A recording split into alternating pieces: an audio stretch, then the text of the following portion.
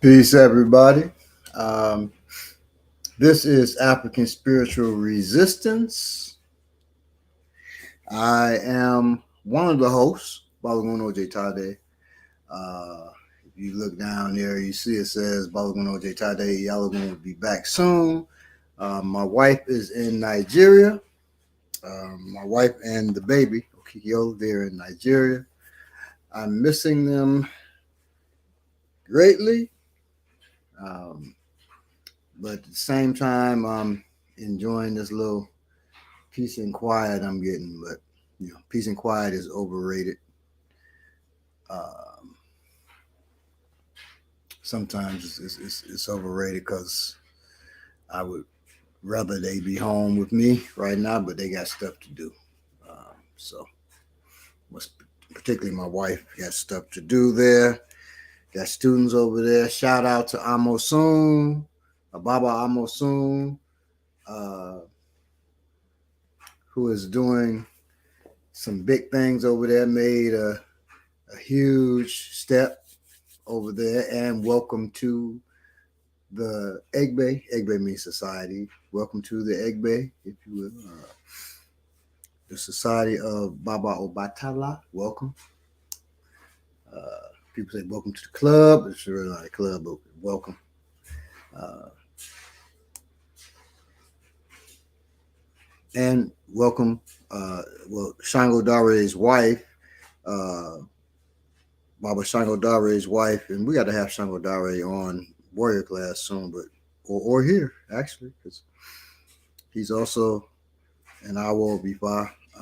But he's over there with his wife. His wife's about to make a great uh, transition, development, if you will. So, congratulations to her ahead of time, and I'll be talking to them soon. Um, and my wife sends her greetings, blessings, and love. We're going to get into it. This episode is African spirituality and gaming. You say, well, what's that got to do with African spiritual resistance at all? Black power, what does that have to do with it? Well, gaming in its proper uh, frame, used properly, it can most certainly uh, help in your spiritual development. Um, it can be used as a training tool for resistance. Many things we're going to get into it. I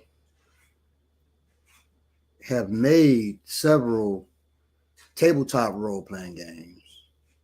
Um, I've been asked to write for and create digital role playing games. That's really not my thing. Uh, I play them from time to time, and I mean really time to time. As far as digital role playing, I mean digital games.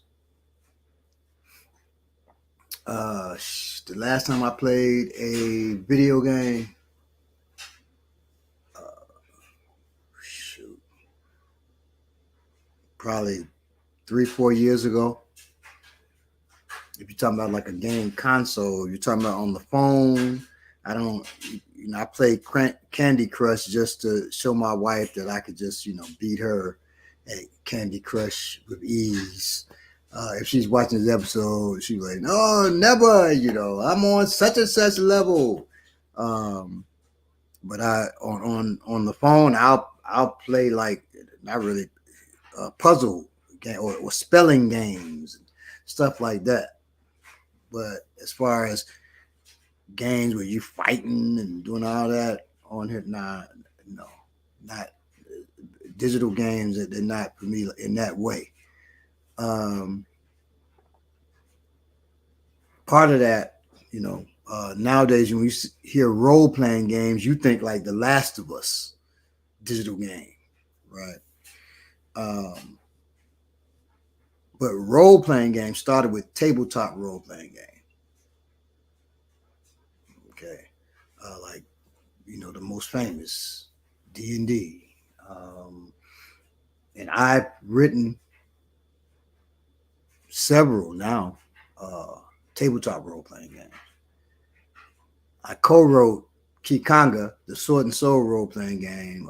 There were no black role playing games. Role playing games with set in Africa, or people what they call Afrofuturism now. There were no games like that until Kikanga, the Sword and Soul role playing game, was made, and we're working on the second edition of that, which will be coming out in 2024. But we also I've also made several different games, different types of games, game books, and we're going to deal a little bit with that today. Okay. So just getting into it. Now, when we meditate, pray, ritually use psilocybin or iboga, do yoga or do martial arts energy drills with high intensity, we gain insight, learn, and accept a little more who we are, and decide how to respond to challenges. The same happens in games. Okay. We play, we're transformed. Maybe in the game we don't solve the world's problems, but we do learn a little more about how we move through and interact with the world. In role-playing games like Stick It to the Man, Kikanga, the Sword and Soul role-playing game, which I mentioned, or The Haunting of Truth High, full disclosure, I wrote all three of those. I co-wrote Kikanga, but I wrote Stick It to the Man and The Haunting of Truth High. But in those games, players create a character with abilities, equipment, powers, and personalities, then go on an adventure with other players. I played role-playing games for over 40 years. I started with the one that everybody knows about, which is now in its 5th edition. Okay, but because it's a capitalist company, it's revealed itself to do some insidious things. And there was a big, really basically war with the people just a few months ago that the people actually won. If you go back and look at the OGL scandal. OGL is the open gaming license. That's what that OGL means. Look at the OGL scandal. If you haven't, most have probably heard of it, but look it up and you'll see what we mean. Okay. Give me just 1 second. There's something that's blocking me here. Hold on. This is ridiculous because it's in my way. Okay. And real quick, so greetings to everyone. We got new members, Adrian Taylor and Rashad. Greetings. Welcome, you all. Peace to Darian, Eugene Mason, Kanisha. Peace to everybody out there that's lurking. But I played for 40 years, starting in the big one, right? And moving in and out of that. So after I got into the big one, I got into a game called Villains and Vigilantes, which is a superhero game. Champions, a superhero game. I collected comics at the time, and I'm like, wow, I can play the superheroes. Then the Marvel superhero role-playing game, and I would host fights. So people want to know, can the Hulk beat so-and-so, right? And even I would take characters. We would make characters from DC and bring them over to Marvel games. So the Hulk would fight Superman. And every afternoon, after school, when it wasn't track season, I would host games. So I would referee games. I was the game master. I would referee these fights between these different superheroes and superhero teams, and it'd be crazy. And people watching, we were the original Twitch. People watching us game. It'd be like 100 people watching. giving commentary, and it was wild. So during that time, and that was tabletop role-playing games heyday, there was a lot of activity. There have been people made videos why black people don't play role-playing games and different stuff like that. And I'll usually comment on that. Well, that wasn't my reality. In Chicago, we were all playing games. One of the big gang leaders hired me to teach his people how to play role-playing games because it was good for them learning teamwork and strategy. You hear about learning strategy from chess, but you don't realize the impact that role-playing games had on people. And in Chicago, there are many black tables of role-playing gamers. It's not like other cities. It's unique in that way for whatever reason. But role-playing games came out of the Midwest.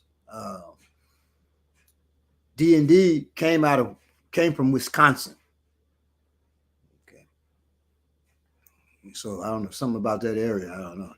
Can't say you don't have nothing to do. I'm from Chi-Town, not the suburbs of Chi-Town, but which we call Chicagoland. I'm from actual Chi-Town, the west side of Chicago. We had plenty to do, plenty of stuff we shouldn't be doing, but it wasn't that. It was just that the game was attractive for several reasons that we'll get into, okay? But we got to create characters with abilities, cool equipment, cool powers, with their own personalities that may be different from our own. And we played those characters. Many people now use games for education, building social skills, and in therapeutic settings. I had to see when I was young, not had to, but I was made to see a psychologist in high school because I was smart, but I cut so many classes, right? They were going to stick me. 36 cuts, and they were going to, I'd have been goddamn in, excuse my language, I'd have been in, what do you call it? In school suspension for months. I couldn't do that, man. That's like being in solitary confinement or something. I couldn't do it. So, my cut slips were in one that we have at Whitney Young. We had several principals, a principal for each house. So we were separated by houses. Green house, which I was in, gold house, blue, red house, purple house were people with who were hearing impaired, okay, which was in the basement. It was kind of in the downstairs. It was weird the way they were treated. But anyway, so one of the principals, and we had a principal and assistant principal each house. The principal of the house, the assistant principal actually, of the greenhouse was this gentleman who carried about 6,000 keys. I think he had the key to the entire universe on his belt. He had locked my cuts in his room, in his office. They were locked in there. I'm looking at them like, damn, it's a stack. And one day I'll tell you why the cuts happened. It happened because I was told I'd be okay by one of my coaches if I didn't go to certain classes. I'll get into it one day, but that's whole nother episode. So I'm like, man, I'm getting railroaded. I'm about to be messed up. And the only reason they're not getting rid of me is because my test scores are so high. I make the school look good. A school that looks good, I make them look good. So I went into the principal's office. I won't say how. I just, I got in there. Pew, kind of magic appeared in the office. And I looked around. Next thing I know, All the cut slips were gone and ended up shredded and flushed down toilets throughout the school somehow, magically. And he was questioning me about what happened to him, and I just wasn't, I don't know what happened to him, denied. And pissed off, he had me talk to the school counselor, and they got together and decided, I needed to see a psychologist. Yeah. So they sent me to a psychologist, but the psychologist didn't get the notice to treat me a certain way. So he said, what are your interests? And I'm talking to him about my interests, writing, martial arts, role-playing games. He said, tell me about the role-playing games. So I'm talking to him about the role-playing games. He said, what do you play? I said, yeah, well, I'm usually a game master for everybody because I'm a pretty good storyteller, this and that. He said, well, bring the game next week and let's play. And from our session, he had my mother come in the next week, and he said, there's nothing wrong with your son. Well, he's talking to a person. She said, I don't know, he's a brilliant boy. He's a good boy. But, cutting class like that, I don't know what's wrong with him. He says, nothing wrong with your son. How about thinking about what's right with him, right? And so he begins to talk about, I'm creative, this and that. And the school is not feeding my creativity, blah, blah, blah, blah, blah. Right? As great a school as Whitney Young was, it wasn't feeding my creativity and my need for Black culture, African culture. It wasn't feeding that. I have to be realistic about that. It was not. So the one thing going to therapy made me realize that's what I need, and more importantly, that's what my children need. When one day I would have children, right, I would make sure that they love their African self. Okay. So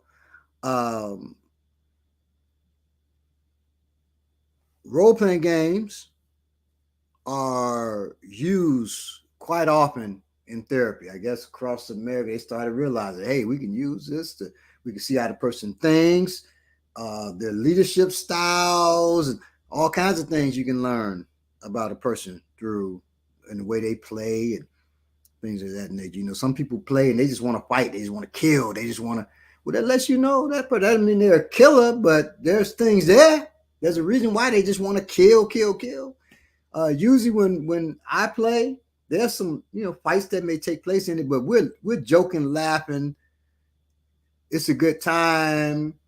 We're cracking on each other, also called joning, also called roasting, also called in Jersey. God, we just dealt with that on Warrior Class yesterday. I forget what it's called, slicing or whatever. I forget what it's called, but so.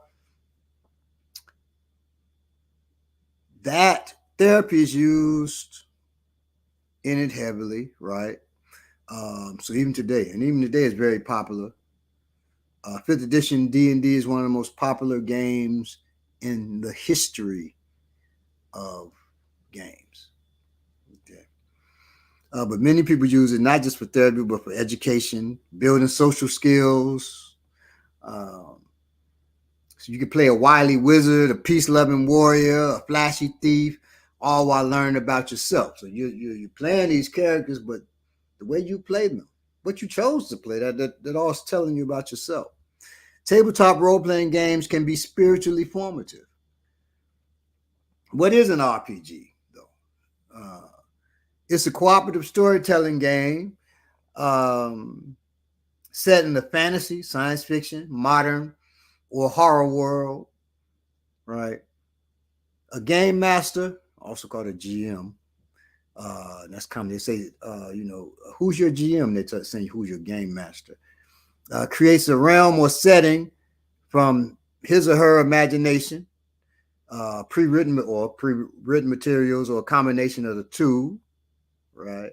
I didn't have no money, so I would always make all the adventures we played in. Plus, all my adventures took place in Africa, and there were no game modules, which the adventures are called when you buy them, pre-made adventures. There were none set in an African analog. None. They didn't give a damn about what we thought back in those days. There was not even an image of a black person in not one role-playing game book until the 2000s. They ain't give a damn. They ain't give a damn. And that's why you have a lot of people from the OSR group. That's Old School Revolution. Part of the Old School Revolution is they'll say if you got black folk, you know, as characters in the book, they'll say you're a woke game. Or if you talk about black issues, you're a woke game. They say like woke, like that's something negative. That's used by the alt-right as something negative. They've taken when we say woke, that means you're aware of what the hell's going on. They've taken it to mean you're catering to black folk and other marginalized people. Okay. So, and people from the OSR, they can say whatever they want. We're not talking about an individual. An individual may be okay in there, but the organization itself is racist as shit, just like it was way back in the 80s, in the 70s, when I was in high school playing. Okay. So multiple players create player characters, okay, or PCs, player character. You'll hear PC, that's a player character, who traverse the imagined world, interacting with its locations, creatures, and peoples. That's also so those locations, peoples, and creatures, the weather, all that, it can be called an NPC, non-player character. That the game master, he plays all of those, and the players, they play individual characters. Okay. So the game master has to be skilled in improvisation, should be, if you want to have a good game. He should be able to write, act a little bit, because he's improvising these characters. Different skills are required. Okay. Excuse me. So as the PCs proceed through the world, the PCs learn and grow, gaining skills, increasing abilities, and adding powerful high-tech or magical items, weapons, and money, treasure, or valuable information to their holdings. Okay. Early days, the big concern of games, killing the other, taking their shit, right? Taking their land and building a realm on it. It was very colonizational, if that's the word. It was so basically you were playing a settler colonialist. Okay, you're playing a settler colonialist, and you were murdering. Sound familiar? Murdering people that didn't look like you, taking their shit and building on the land you had taken from them. Sound familiar? That's because it was written by settler colonialists. Okay, well, at least people with that mindset. And when we were young, we were just playing, and it was cool to fight and do all this cool shit. And by the time I got in college, man, I was 17 in college, had the books at the bottom of a damn trunk, because I realized what the game was all about. Most of the role-playing games were all about. during that time. And it was friends of mine who got me to take the game out and game master games again, right? And I began to rewrite them so it wasn't about just being murder hobos, killing and taking shit. And we weren't colonialists anymore. We began to protect our home from those that would take from us in most of my game. And anybody that's played with me knows that's where I went with it. Okay. So together, everybody at the table contributes to telling a unique story that can take anywhere from 4 hours to multiple years to tell. There are some people that are still playing role playing the same campaign, which is several adventures within this big story you're telling. They've been playing it for 40 years. The same, usually not the same character, but maybe sometimes the same character. But they've been playing in that same world with the same folk for 40 years. That's a lot. So, but most sessions, will go a session when y'all get together and play will be like 4 hours. Sometimes now it's 2 hours, like we do for African Spiritual Resistance. That show, African Spiritual Resistance, Africans Playing RPGs. We do 2 hours because I'm introducing people to the game. 4 hours might be long for them, and we're not together. It's virtual. But when we sit together, we may go longer. We're going to be starting back up with African Spiritual Resistance. I'll start off with just family members, me, my wife, my daughters, my son, if I can get him to make time. He's a puff, Hampton University, puff, sophisticated, Hampton University, class president, junior class president, senior class president, excuse me. And Kappa Alpha Psi, so he may be a little too puff, sophisticated for it. But if he can get some of his Kappa brothers to play too, hey, we can have us a good little time playing. But we'll be starting that back up probably beginning of the year. 2024 is what I'm talking about, January 2024. But together, everybody at the table contributes to telling a unique story, and it can take days to years, hours to years. The game brings up questions like, what is it like to live as this kind of person within this story, with these limits? Okay, there's a game called Coyote and Crow, where you play a Native American brother or sister in a world where European folk didn't come to America and brutalize them, take this shit, right? The land, their God, everything from them, render them addicted to alcohol and put them on reservations. Those things never happened. So the way the creators wrote Coyote and Crow, since that didn't happen, they had a utopia. Well, you play one of the characters in that world. Okay, so you play. So if you were playing that, you would have to answer the questions of what is it like to live as this kind of person, a Native American, within this story, with these limits, these strengths, and also these limits, right? And they ask in Coyote and Crow for you not to bring your preconceived notions of what it means to be Native American into the game. Now, people have taken that and said, non-Native Americans don't play this game. Bullshit. That's not what they said. They said, don't bring your preconceived notions about their culture, their belief systems into the games. Learn.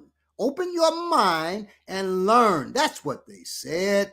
Stop being a Karen and bullshitting. So, they may not say it. I said it.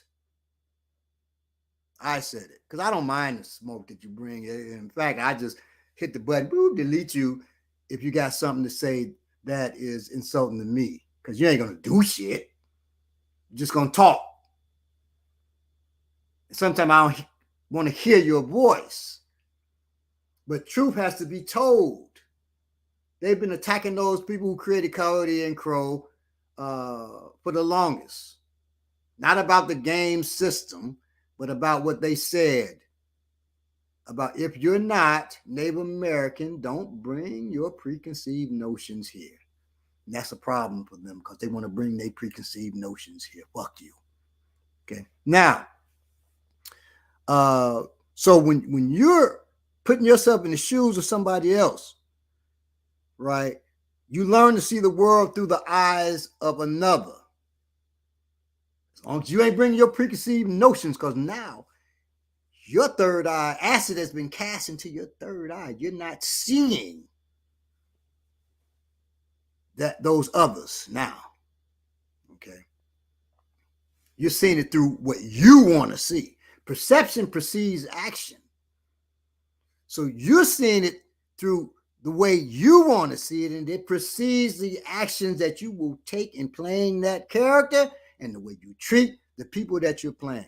But if you come with no preconceived notions and you work hard to see through you, and you really always, you can't see completely through somebody else's eyes, but you work hard to see through their eyes, you have a better perception, which means you have a better action towards those people, right?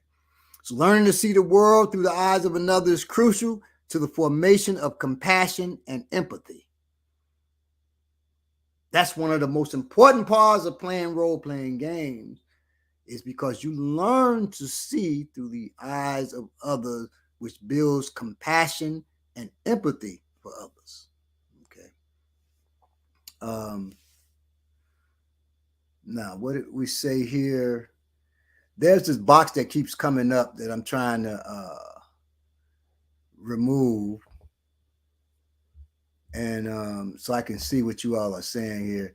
Evil Incorporated. Also, Lancer's another TPRPG I know that's communist. Take care, everyone. I wanted to play a Peace Yipper. I wanted to play This Land Is My Land PC video game. Premise is Native American resistance. Oh, cool. Never heard of it. Cool. Brother Chris, peace, peace, peace. Pathfinder 2E is better on this generally. They have Africa in their game world, which fought against colonization and are rebuilding. Yet now, I was contacted by the people from Pathfinder to write an Africa for Pathfinder. And I told them I just don't have time to do that. And I would have. I just didn't have time because they hit me during the time when we were going through the Kickstarter for Kikanga. Me and Milton Davis's African-centered role-playing game. So I didn't have time to do that for them while pushing our game. I didn't have time to do that. But I'm glad they got it done, you know, for 2E. I'm glad they got it done, right? Israel-type games. Yeah, exactly. Hiking, that's it. When you talk about snapping, joning, it's hiking in New Jersey. Thank you so much. Grave robbing and dungeon raiding. Yes, that's exactly what was happening. Bandits and raiders. Yeah, exactly. In D&D, that's pretty much what you are. Okay. In D&D and others, especially from that 79 to early 2000 games. Yeah. Nobody was challenging it. And now you're challenging it. Oh, boy. The fanboys. Oh, they getting so upset. Oh, boy. But they ain't going to do shit except cry about it in their mama's basement. Now, As you play alongside others, you become more practiced in skills like communication, boundary setting, problem solving, conflict resolution, and more. All of which I've witnessed grow in myself, my comrades, and my children. Okay. Not just from the game, but the game had a strong impact on these things. It's undeniable. Tabletop role-playing games also require improvisation, as I mentioned earlier. In any given circumstance, players are forced to ask themselves, what are the options available to me and what are the potential consequences? For me as a martial artist, as a survivalist, this was as a prepper. This was great for me, right? What does faithfulness to my character, story, motivations, and convictions look like in this moment? And things come up, I gotta move on the fly. I gotta react to it. I gotta act. I gotta do different things. I gotta improvise, overcome, and adapt. It was great, right? It is great. Living and maneuvering in this world involves such improvisations. When you when you see people play with me too, they like, Baba's doing this, which is funny. They overdo that. Baba would think like this. So this is probably a setup here. So-and-so, and I'd be like, as the game master, I'm not thinking as myself either. You can't fully escape it. You can't fully escape who you are. So some of what I've created is going to definitely be my personality in there, right? But if you're trying to judge how you move based on how you think I think in this world here, you're off. You're off. You're going to get caught up. And I'm going to improvise and change shit around anyway if you're too on it. anyway, and role playing never happens in a vacuum. Okay. The storytelling is cooperative. So it ain't just me telling the story anyway. Right? You're imagining and enacting a new reality with other people. So y'all all telling the story. And I may say, okay, this is what's going on. Then based on their actions, it changes the story a certain way. I improvise and go this way, and then they improvise and go this way. Then I improvise and go this way. Then they improvise and go that way. And it's just a bunch of fun. And the story never is what any of us expected it to be. Okay. But it ends up a great story. And a story that is lived. Okay. If you will. And role playing never happens in a vacuum, like I said. Okay. You're imagining and enacting a new reality with other people. Everybody at the table has a voice, talents, and interests that must be implemented into the narrative in a way that holds true to the characters and the world. Okay. A shame you guys couldn't have gotten the schedules aligned. That would have been great. Oh, Dark Man, about Pathfinder, yes. So you bring your talents to this thing, into the narrative in a way that holds true to the characters and the world. All play is overseen by the game master or GM, whose role is as creator, referee, and final arbiter of the rules. So the GM should know the rules better than everybody else, but everybody's creating the story. Because role-playing is cooperative, you may set your mind on one course of action, but find your efforts thwarted by the actions of another. And then you must decide, will I stay committed to these people and this story? Or will I bail and leave the table?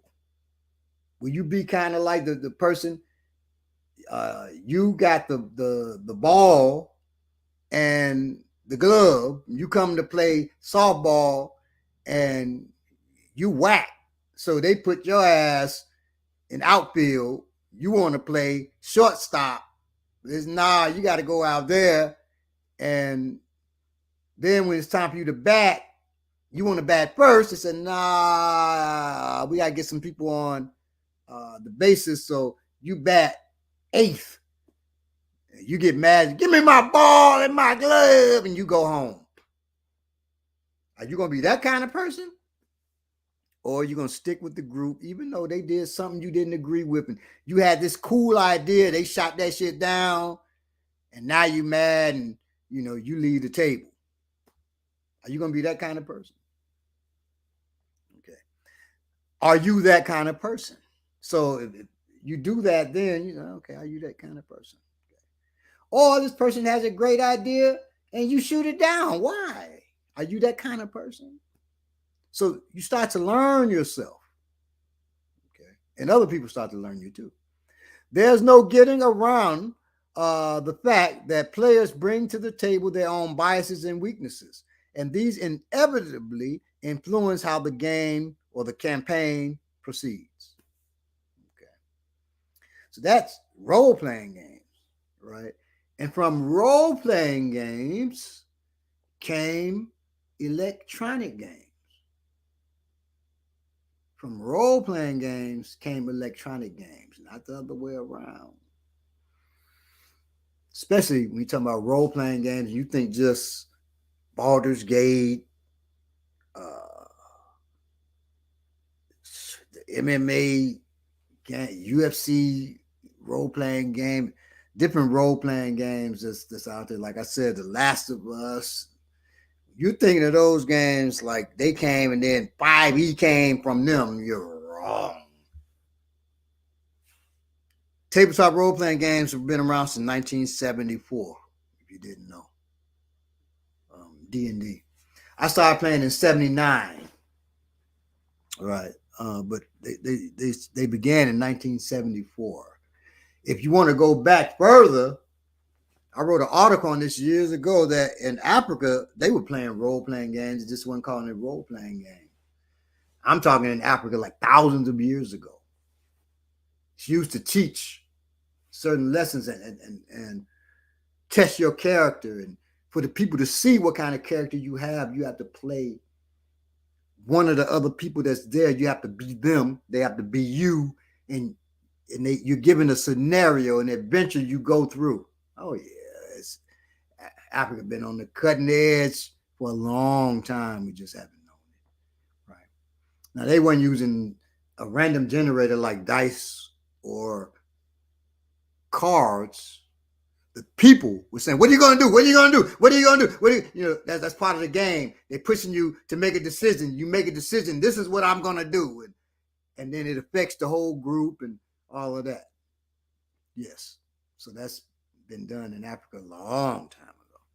So when I first wrote the rules for Kikanga, I sent it to Milton. It didn't have a random generator. He said, he talked to his son. His son said, got to have a random generator, Dad. And so Milton back to me, got to have a random generator. I said, why?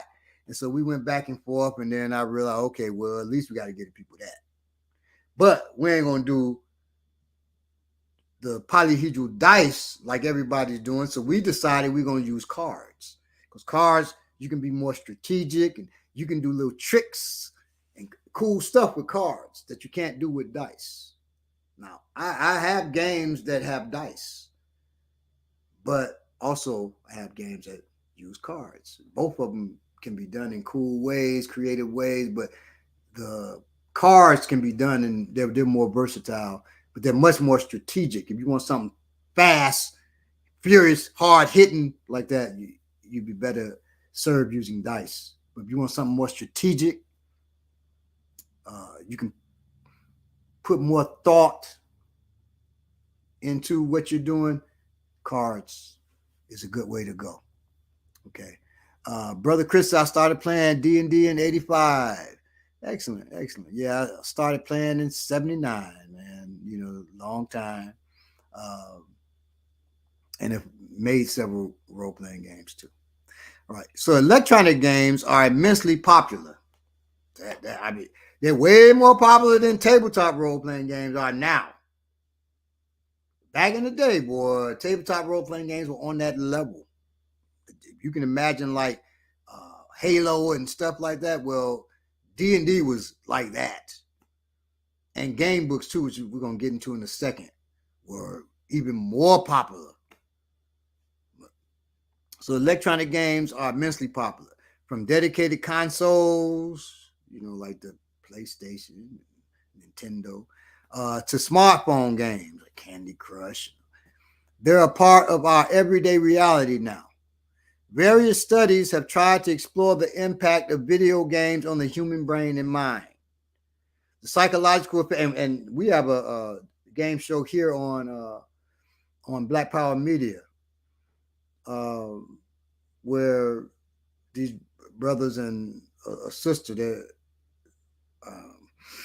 they're doing video games, I think exclusively. Okay. So people have studied how does this affect the brain and mind. The brain and mind are not synonymous. The brain is the physical brain that's in the skull, right? The mind encompasses your entire body, but it's made up of your central nervous system. So the brain has, and it's part of it. It's also made of your immune system and your endocrine system. Those are the three things that make the mind. If one of those is not well, your mind's not well. Okay. When you have people that have psychological issues, one of those or more things are not well. And if they're not taken care of, the mind is not even taken care of. You say, well, how can the whole body be the mind? Close your eyes, go to the stove. First, go in the kitchen. Don't walk to the kitchen with your eyes closed unless you really know your house. Go to the kitchen, turn on the fire. Mm-hmm. Yeah, turn on the fire. Close your eyes. Mm-hmm. Let somebody you trust grab your wrist. Put your hand over that fire. Your mind's gonna tell your hand, get your hand away. So your mind, the whole body, tells the brain, oh shit, this is hot. The brain tells your hand, move your hand. If the brain was just in the head, well, you got to stick your head on that fire. It's not. Your whole body sends signals to the brain because it's part of the central nervous system, but also the immune system. Those who got COVID, I had COVID, Omicron, and the other one, Delta, whatever the hell, Delta variant, whatever the hell you call it, right? Excuse me, waving my hand. This damn fly flying around getting on my nerve. But when you have that, it affects your mind. When you're fatigued, it affects your mind. The student of mine, they know don't play with me when I'm teaching them deadly sin, when I'm testing you. Testing the student. I said, run to me and give me so-and-so. There'll be no walking during the entire test. Run to me, so-and-so. She's tired. She's walking over to me. I said, no, go back. Run to me. She walks. I said, no, go back. Run to me. She walks and she's like, mother effer, I ain't running. I said, you think I'm fucking playing with you? Run. Go back. Run to me. Or the next time you in my face, I'm going to slam your ass all over this floor. Okay? This is martial arts training, so it's not like I'm just, normally like that. But when we're testing too. She knew I was serious. I'm not fucking playing with you. She goes back and she runs up to me. But it took that, which people know me, I never do. But you were so disrespectful and you like, motherfucker, what you gonna do? Because I'm tired. She's not normally like that. But she was so fatigued, she's willing, goddamn, I'll fight him. It affects your mind. Your mind ain't just your head. You understand? So the psychological effects of gaming are mixed.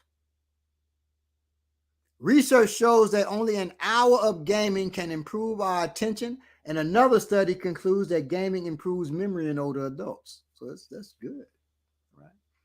On the other hand, video game addiction, or as the World Health Organization calls it, gaming disorder,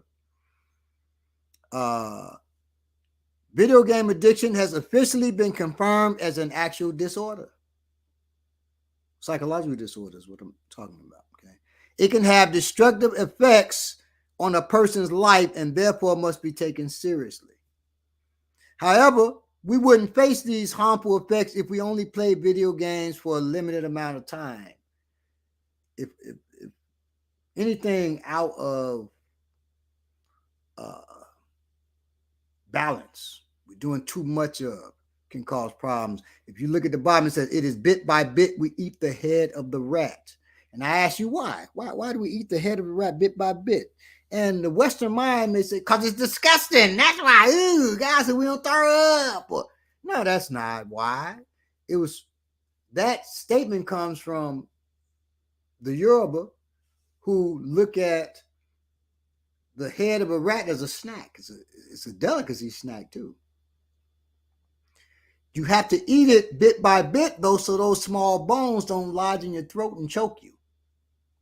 So it's saying we do everything in measured steps. It is bit by bit we eat the head of the rat. It is bit by bit we do things, not just rush in and do things.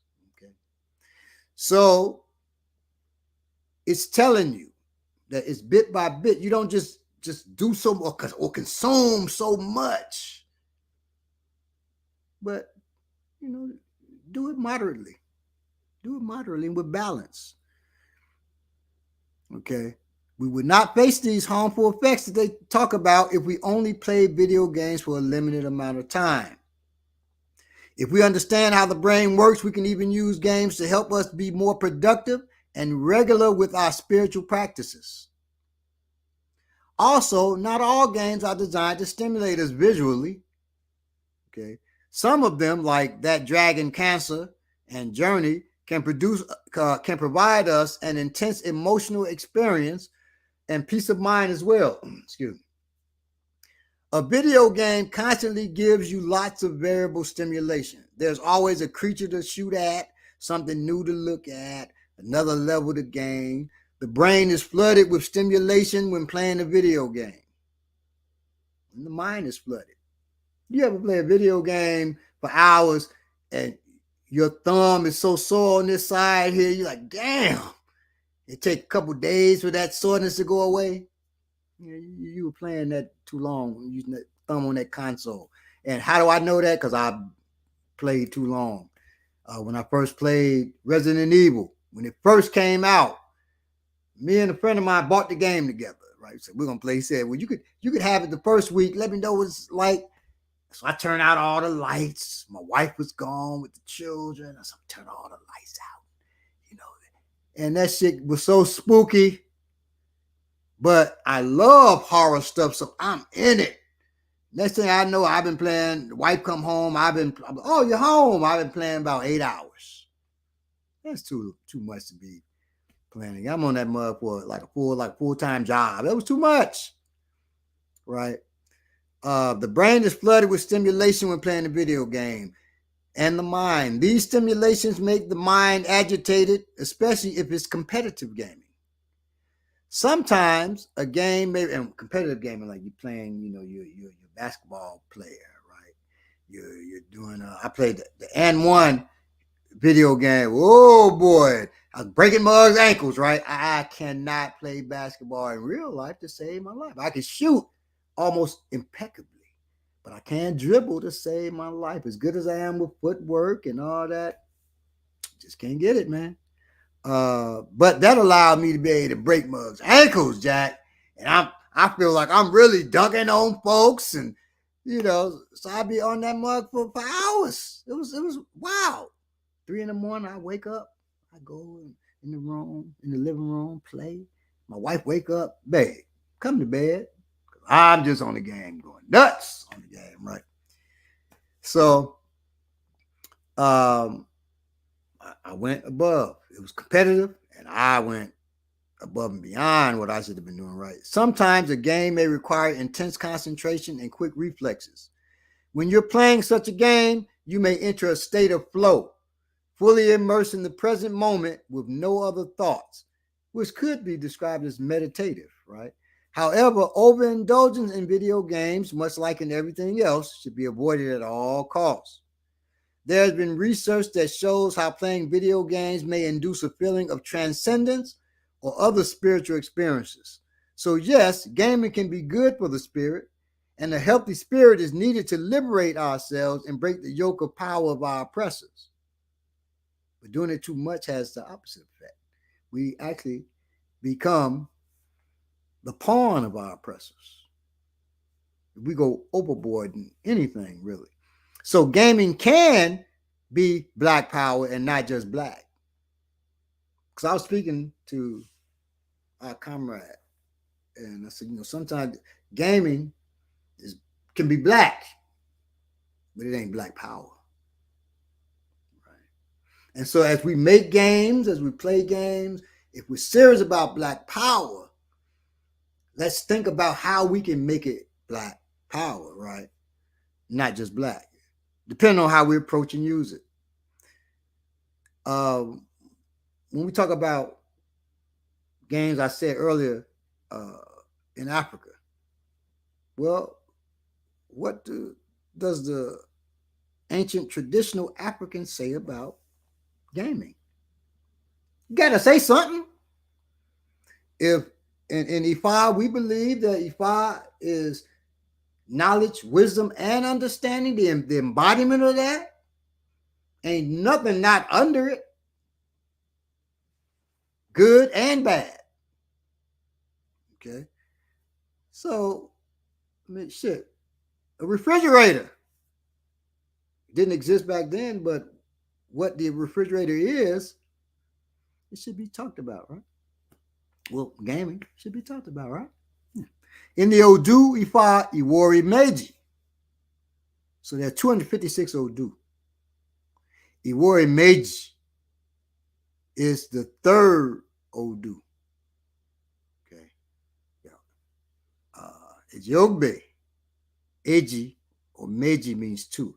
That means that thing on the left and the right. So Ejiogbe is Ogbe on the left and the right. That's the first. Oyeku Meiji, second. That's Oyeku. That's two lines. We'll go into that one day more. On both sides. So Oyeku Meiji. Meiji remembers two. So Oyeku. Okay. Number 3, the third Odu, Iwori Meiji.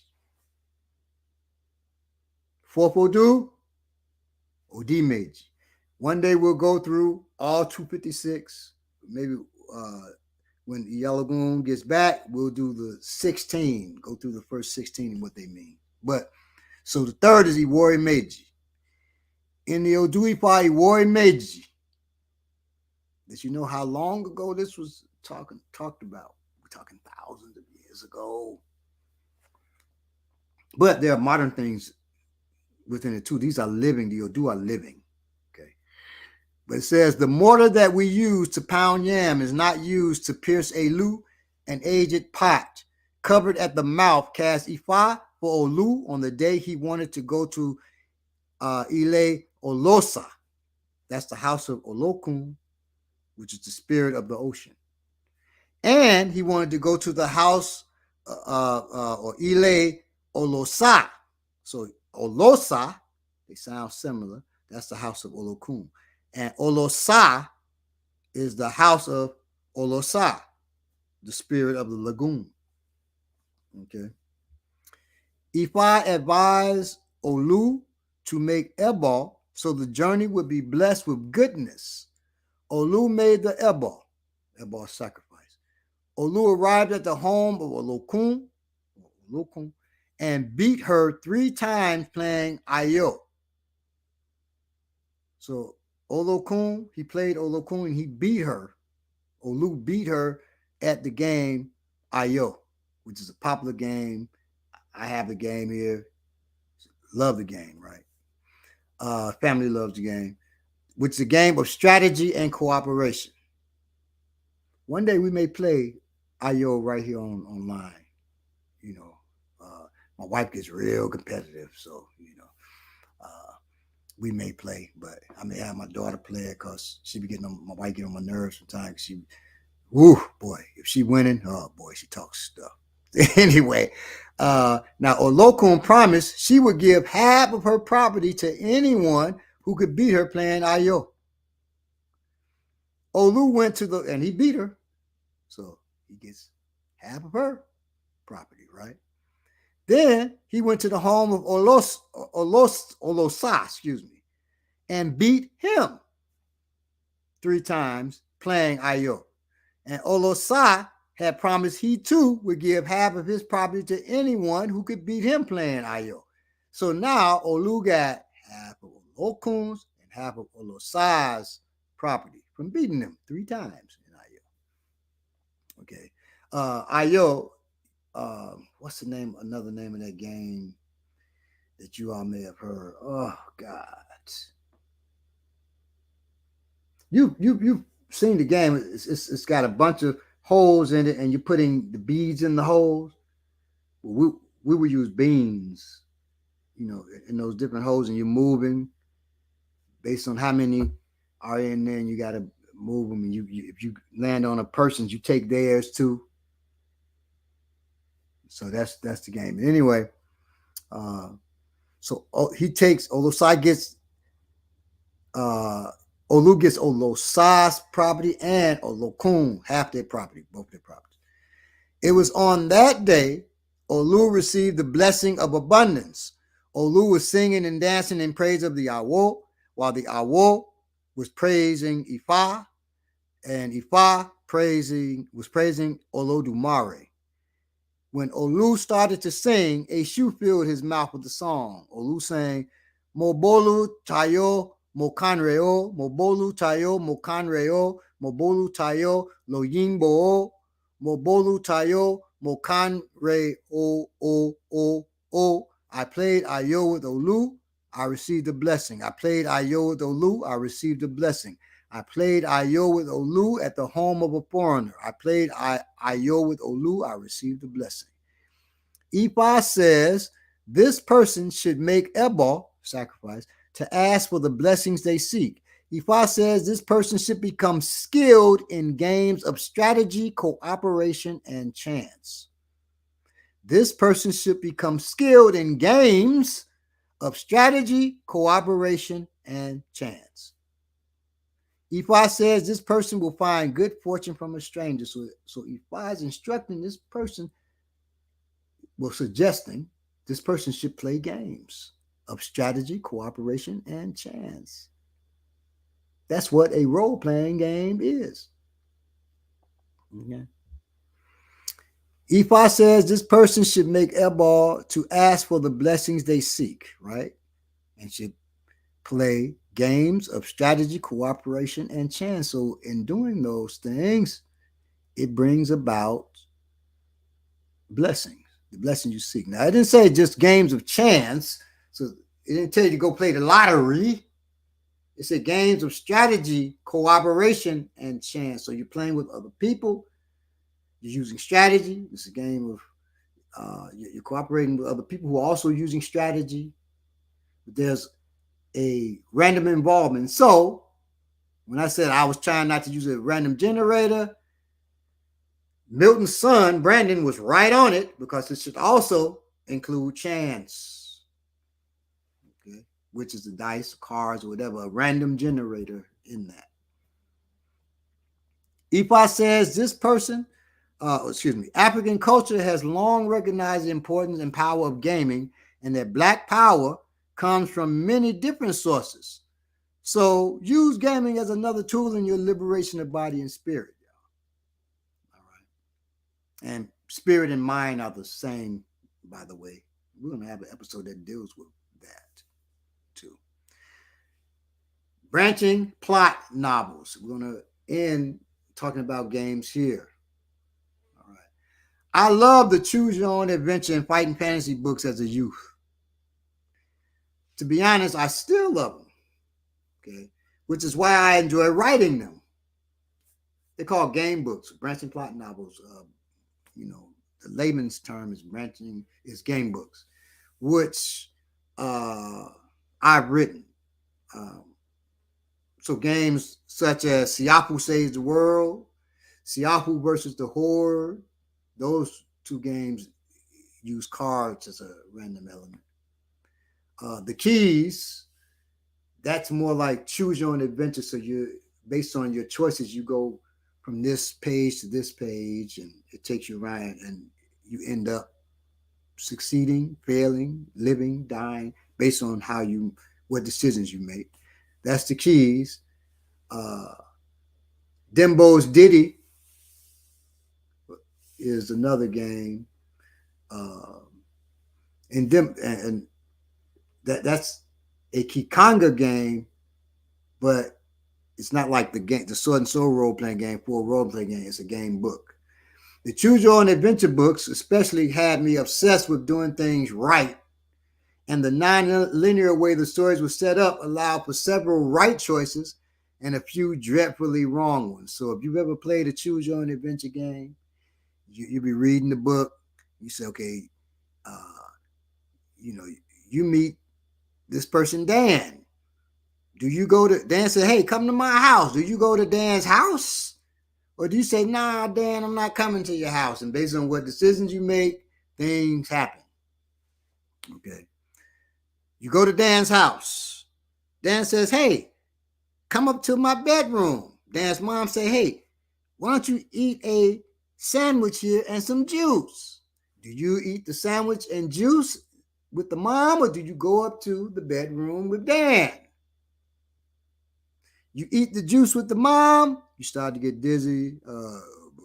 You realize the mom has drugged you.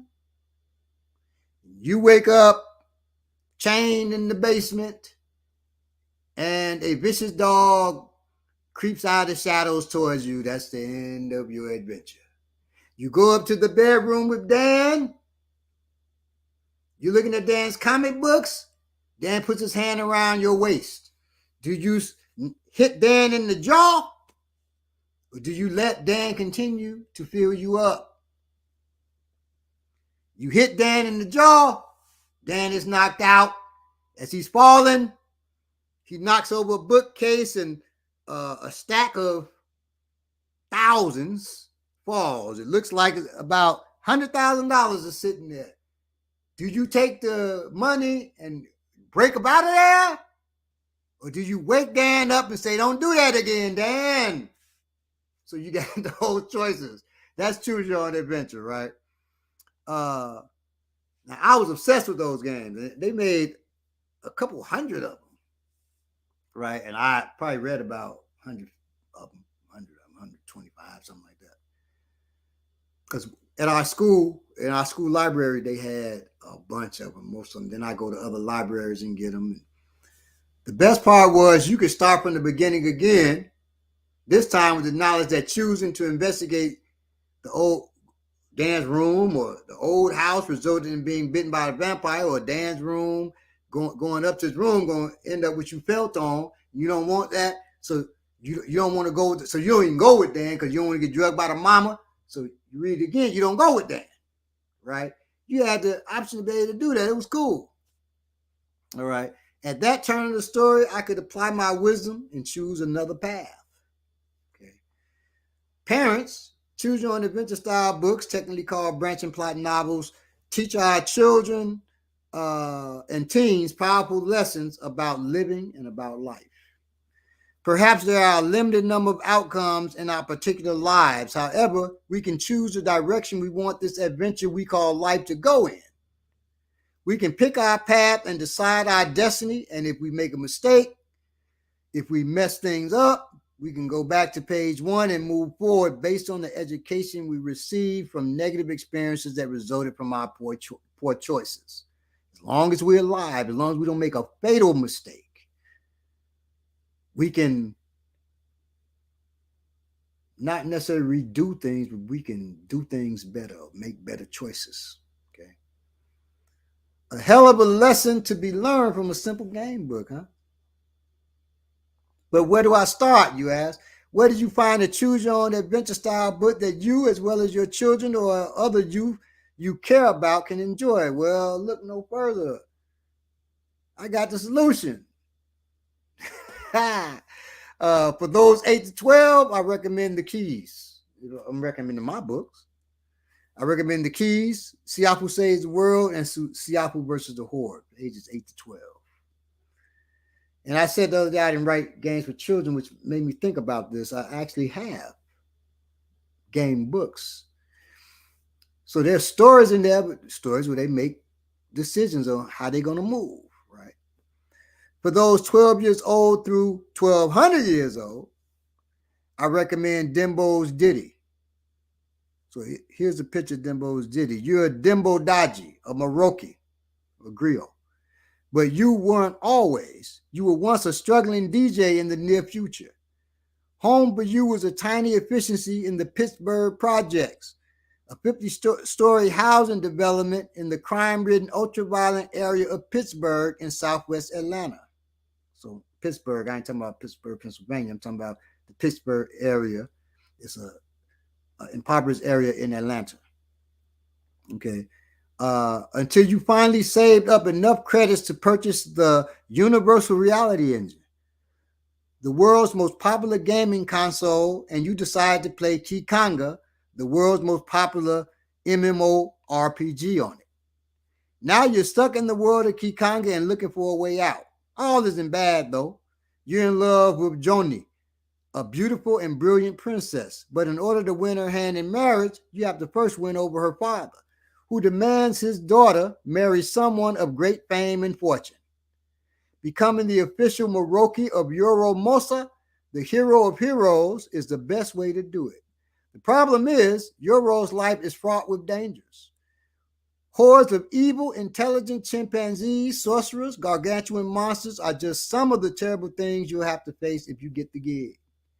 This game book is similar to the Choose Your Own type books, but with cool game stats, weapons, skills, and funky spell songs to choose from.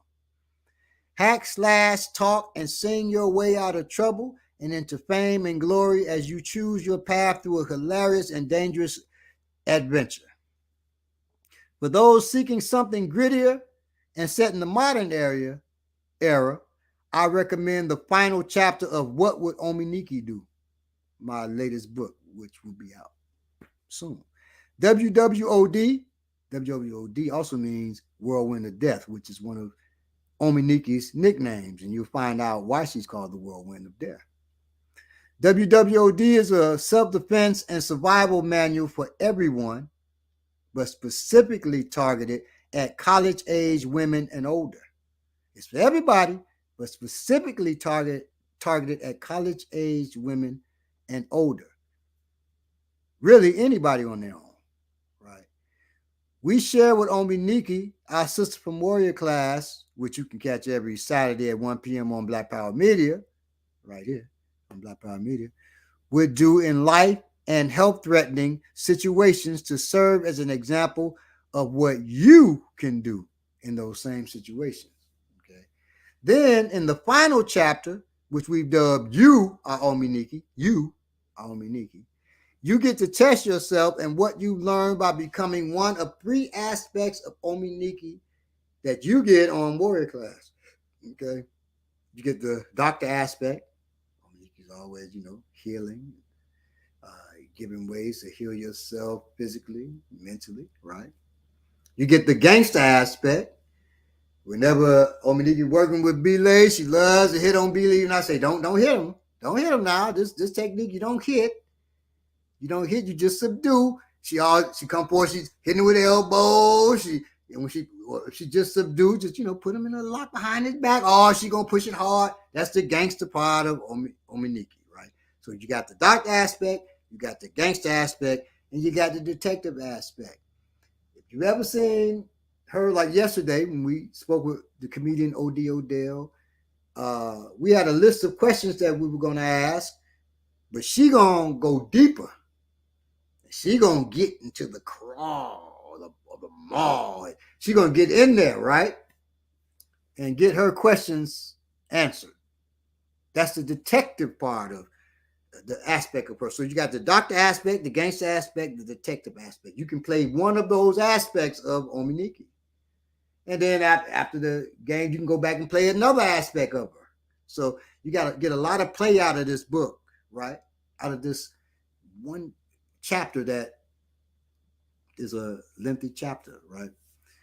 And embarking, but it's a fun chapter. The rest of the book, you're learning how to survive, and now you put all of that to the test and get to work it in your warrior mindset as you play the game. And embarking on a hard-hitting, sometimes terrifying adventure in the mean streets of Georgia. The book launches in a few days, and we'll probably do a book launch during an episode of Warrior Class. Okay. So for me, I like to be unique in the way I present self-defense and survival. In the book, not